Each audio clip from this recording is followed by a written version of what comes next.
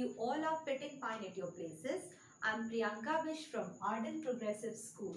Today in this session, we'll be discussing about the next form of business organization, which is cooperative society. As in the previous sessions, we have discussed about the different forms of business organization such as sole proprietorship firm. Also, we have studied about joint Hindu family business and partnership form of business organization. So here we'll be discussing about the fourth form, which is cooperative society. We'll be learning about the meaning of cooperative society, features of cooperative society, its merits and demerits, also the types of cooperative societies. So we'll start with the meaning of cooperative society. As we know, cooperative society is also a form of business organization, and this form of business is completely different from other forms of business organization. In this form of business organization, the main motive is not to earn profit, but here the motive of cooperative organization is mutual help. It works with the principle of each for all and all for each. We know mainly the business organization are set up with the motive of earning profit. But cooperative organizations are not set up to earn profit. Here the main motive is mutual help. So, cooperative society is a voluntary association of persons who join together with the motive of welfare of the members. So, here the main motive is welfare of the members or mutual help of all the people. They are driven by the need to protect their economic interest in the face of possible exploitation at the hands of middlemen obsessed with desire to earn greater profits. And the process of setting up cooperative society is simple enough, and at most what is required is the consent of at least 10 adult persons to form a society.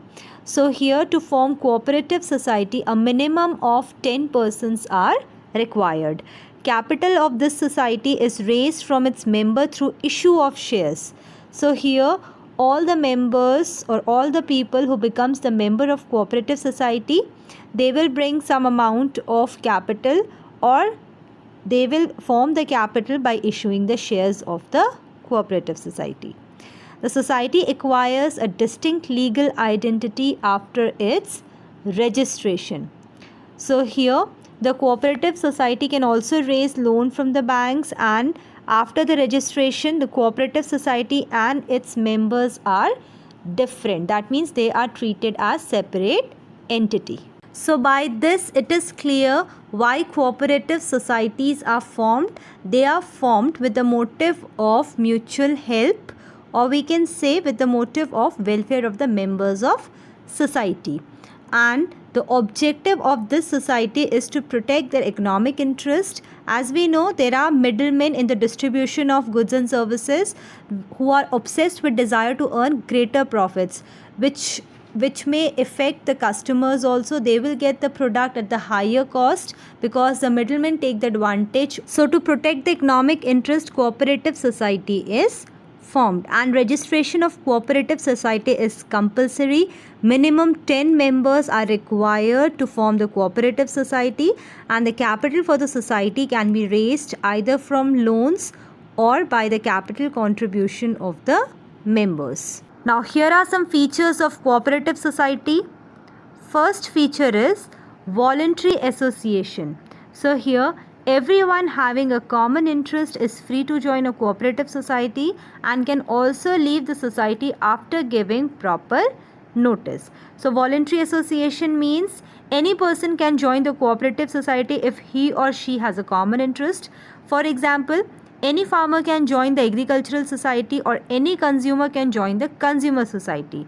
The members can join the society as per their wish, or they can leave the society whenever they desires by giving a notice. There is no restriction on the entry or exit of members. They can join or leave the cooperative organization of their own will and wish. As the membership is open to all, the members, irrespective of their caste, creed and religion, can also join the cooperative society. Second, we have legal status. So its registration is compulsory and it gives a separate legal entity. Its formation is governed by the provision of Cooperative Societies Act 1912. So here Cooperative Society registration is compulsory under the Cooperative Societies Act, and after the registration cooperative organization gets a separate legal entity, which means the cooperative society is considered separate from its member. It can buy and sell the property in its own name and it can enter into contract on its own name. So the death, insolvency and incapacity of any members does not affect the existence of cooperative society. Third, we have limited liability. So the liability of the member is limited to the extent of their capital contribution in the society. So whatever amount of capital is brought in by the members of the society, their liability is limited to the extent of their capital contribution. For example, if a member brings 50,000 as capital with him, so in future if the cooperative society bears the losses, then the member is liable for rupees 50,000 liability only, not more than 50,000. This is what limited liability is. Next feature is democratic control. So the management and the controls lies with the managing committee elected by the members by giving vote. Every member has one vote irrespective of the number of shares held by him. So here one managing committee is formed and the head of managing committee is elected by the members of the society and they elect the managing committee head by giving votes. So all the controls lies with the managing committee only. Next we have service motive. So the main motive of cooperative society is to provide service to its member and not to earn profit. We know these societies are formed with the motive of mutual help and welfare of the members of the society. So here the main motive is service motive. Earning profit is a secondary motive and not the main motive of cooperative organization. Last is bound by government's rule.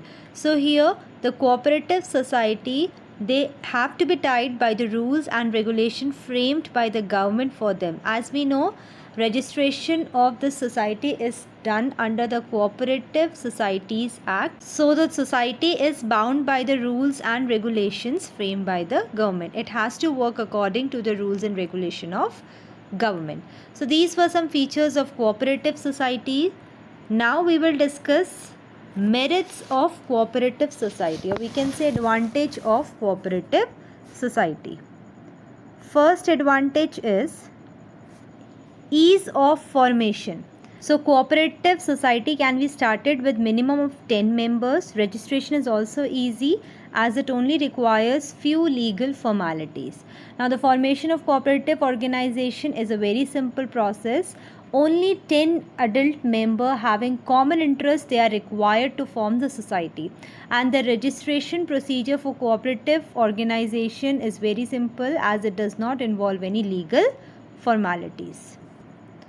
Next is limited liability. So we have already studied in the feature of cooperative society that the liability of each member of the cooperative organization is limited to the extent of their capital contribution in the cooperative organization. Whatever amount of capital is brought in by the member of the society, they are liable to that amount only. Only that amount of liability can be due to the members of the society. Now here at the time of losses also, the creditors cannot claim over the personal property of members. Why? Because here the members' liability is limited according to their capital contribution. Next we have stable existence. So due to registration, it is a separate legal entity and is not affected by the death, lunacy or insolvency of any of its members. So as we know, cooperative society has a separate legal existence, which means the cooperative society can buy and sell property in its own name and it can also enter into contract in its own name. So here the death or insolvency or incapacity of any member of the society will not affect the existence of society. Cooperative organization has a stable and continuous life, and it can exist for a long period of time. Next we have economy in operations, or we can also call it economical functioning. Now here the operations of a cooperative organization is quite economical. How? As most of the activities are performed by the members themselves, and while purchasing goods or raw materials, middlemen are eliminated so that they can get the raw materials and goods at low cost. So by eliminating the middlemen, here the members of the society, they can get the raw materials and goods at very low cost. The cooperative organization do not maintain large stock, and due to cash trading there are no bad debts. So there is a saving in advertising and selling expenses also. So here, due to elimination of middlemen and voluntary services provided by its member, the cooperative society can easily be economical in functioning. Next is government support. So here the cooperative organization gets various benefits from the government. The government provides various concessions and rebates and taxes. These organizations can get raw materials, etc. These are some facilities provided by the government. So government also offers loans at a lower rate of interest and on easy terms and conditions to cooperative organization. Next we have social equality. So here cooperative society promotes personal liberty, social justice and mutual cooperation, as the motive of cooperative society is mutual help and welfare of the society. Here are some limitations or disadvantages of cooperative society. First disadvantage is shortage of capital, or we can also call it limited capital. The cooperative society suffers from shortage of capital as it is usually formed by people with limited means only. Here the cooperative organization is formed by the people who have limited resources, and there is no compulsion to contribute some minimum amount of capital to become a member. That means any person can become the member of cooperative society with minimum amount only. So the principle of one man, one vote also discourages people to invest more. So cooperative organizations always face a shortage of capital due to low rate of return. Next limitation is inefficient management. Now cooperative organization is managed by its members only. Generally all the activities are performed by members only. These members are not professional experts, they are inexperienced person, and the cooperative organization cannot afford to pay high salary to professional and qualified people. So here, as we know, any person can become the member in the cooperative society, and it is not necessary or it is not possible that one person can be expert in all the activities. So professional experts and qualified people will be needed in the cooperative organization, but here the cooperative society cannot afford to pay high salary because they expect high salary only, as they are professional and qualified people. So due to this all leads to inefficiency in management. Next we have lack of secrecy. So here in cooperative organization there are an open discussions in the meetings by members, so it is difficult to maintain the secrecy about the operations of cooperative society. Next, excessive government control. So here cooperative organization, they gets various concession and benefits from the government, and in return there is excessive government regulations and control by the government. So it is essential for a cooperative organization to get its accounts audited by the auditors of the cooperative department and to submit its account with the registrar. And all these regulations restrict the flexibility and efficiency of cooperative organization. So here, if the cooperative organization is getting various concessions and benefits from the government, so in return they have to follow all the rules and regulations which are made by the government. Next is conflict among the members. Sometimes when some members become rigid, the result is conflict. Now here quite often the disputes arises among the managing committee and the members in the cooperative organization. The members are from different sections of society. They may have differences of opinion, and if any members follow rigid attitude, then it can lead to conflict and disputes. So generally the selfish motive of members starts dominating and they forget the service motive. So by this there is conflict among the members. So these were some limitations of cooperative society. So now we will be studying about some types of cooperative societies. There are different types of cooperative societies such as consumers cooperative society, producers cooperative society, cooperative marketing society, cooperative credit society, cooperative farming society, and cooperative housing society. So we will be studying about all these types of cooperative society. So let's start with the first type of cooperative society, which is producers cooperative society. So here this society was set up to protect the interest of small producers. The society is of small producers who individually find it difficult to procure the inputs and get machinery and latest technology. So here there are two types of producers cooperative society. One which provides the raw material, inputs, machinery, etc., so that the producer can concentrate on production only. Second one is which sells the goods produced by these producers. So it is clear that producers cooperative society, it consists of small producers to procure the input and they get the machinery and latest technology in lower rate. So here also two cooperative society are there. First, which provide raw material, input, machinery, etc. Second, which sells the good produced by these producers. Now here the profit of producers cooperative society is distributed in the proportion to the goods sold by each member of the society. So the main objective of producers cooperative society are to ensure steady supply of raw material at reasonable price, to provide latest machinery and new technology of production, to ensure smooth distribution and sale of goods produced by members, and helping the producers to concentrate their attention on production of goods. So these are some main objectives of producers cooperative society. Next we have consumers cooperative society.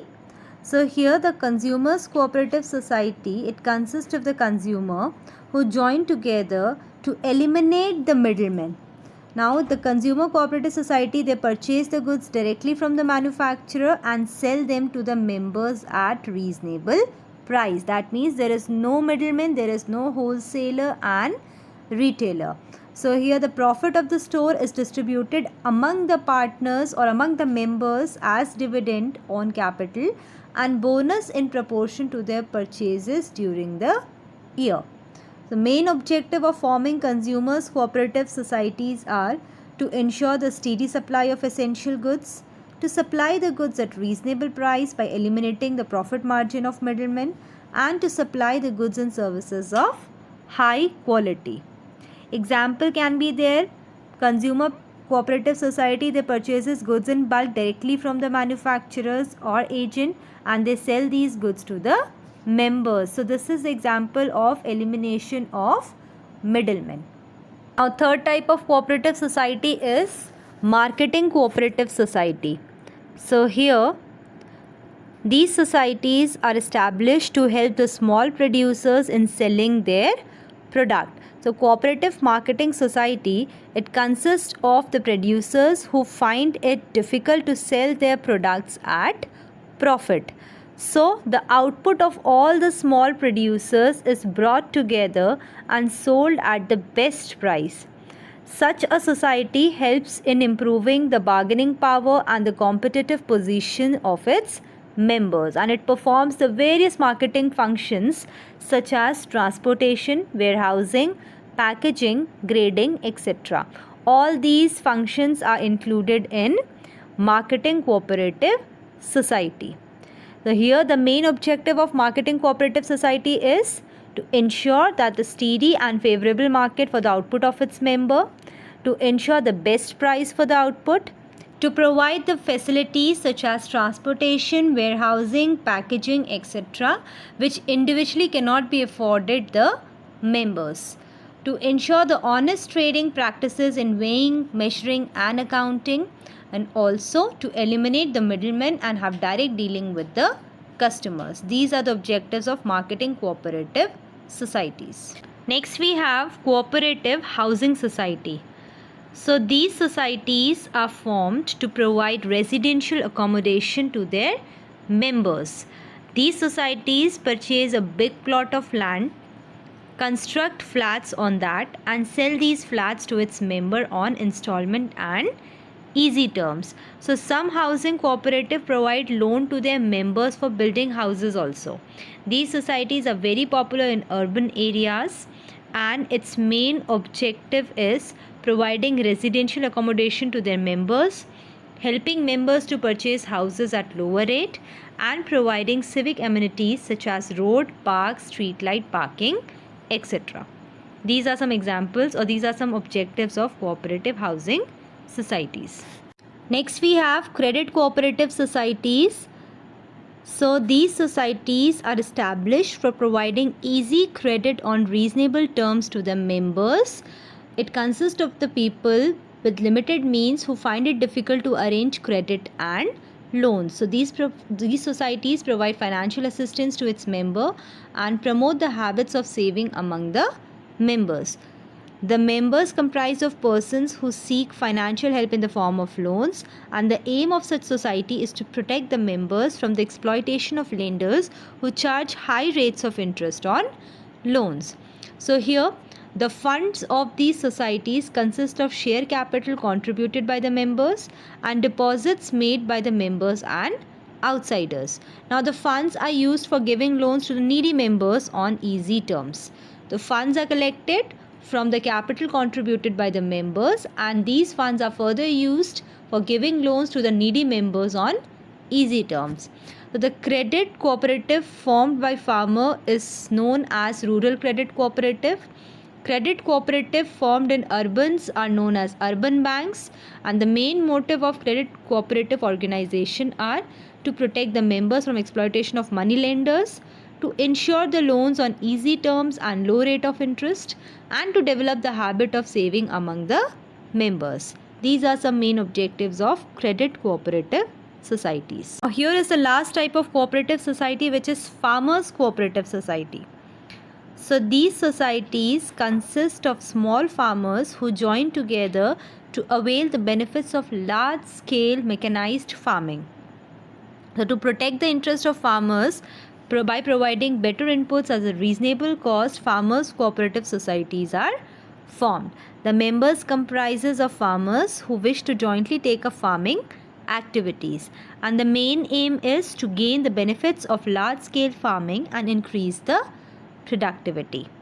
And it also improves the yield and returns to the farmers, but also solves the problem associated with the farmers on fragmented land holdings. So here, these societies are particularly important in the case of countries such as India, where agriculture suffers from excessive subdivision and fragmentation of land. So the farming cooperative society is also known as an agricultural cooperative, and the main objective of this society is helping the small farmers to get the benefits of mechanized farming, providing improved seeds, fertilizers, irrigations and other modern techniques, and also providing the social and economic securities to peasants. So these were some objectives of farmers cooperative societies.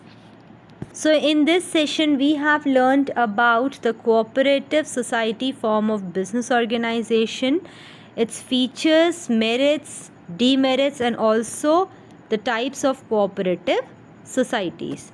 In the next session we'll be discussing about the next form of business organization. That's all for today. Thank you.